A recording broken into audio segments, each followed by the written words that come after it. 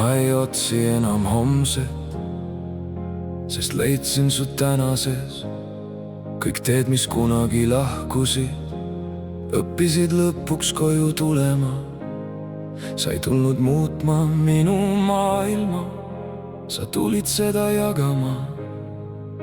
Ja vaikus meie vahel ei olnud enam tühjus, vaid koht, kus armastus õppis hingama. Me ei rääkinud alati sõnadega,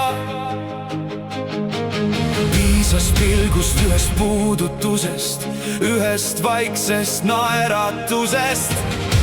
Süda teadis enne mõistust, hing tundis enne aega ja maailm jäi hetkeks seisma, et kuulata kahte südant ühes rütmis löömas. Kui sina murdud, olen mina su tugevus, kui mina eksin, oled sina minu valgus. Me ei kanna teineteist sellepärast, et oleme nõrgad, vaid sellepärast, et armastus ei jäta kunagi üksi.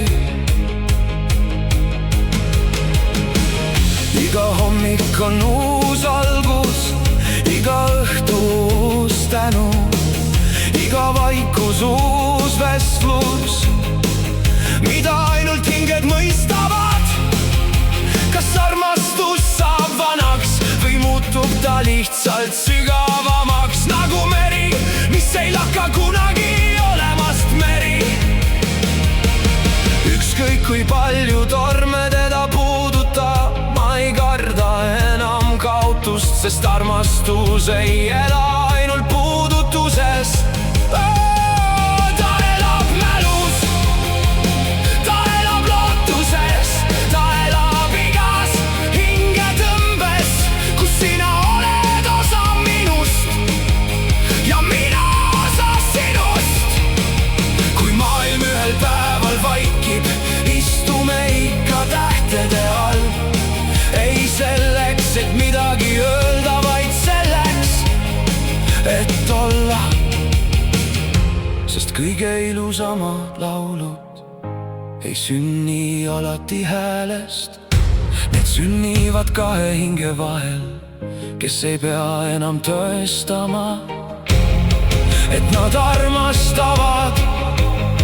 Ja kui aeg meid lahutab, leiab armastus jälle tee.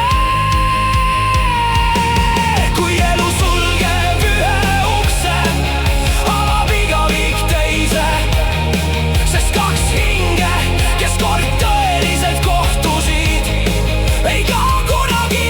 Nad muutuvad valguseks, nad muutuvad vaikuseks, nad muutuvad lootuseks, nad muutuvad koduks. Ja isegi siis, kui viimased tähed kustuvad, hoiab üks süda ikka teise nime, sest igavik ei alga pärast elu. Igavik algab hetkel, kui kaks hinge õppivad armastama, ilma hirmuta, ilma tingimusteta ja ilma lõputa. Ei iialgi suuda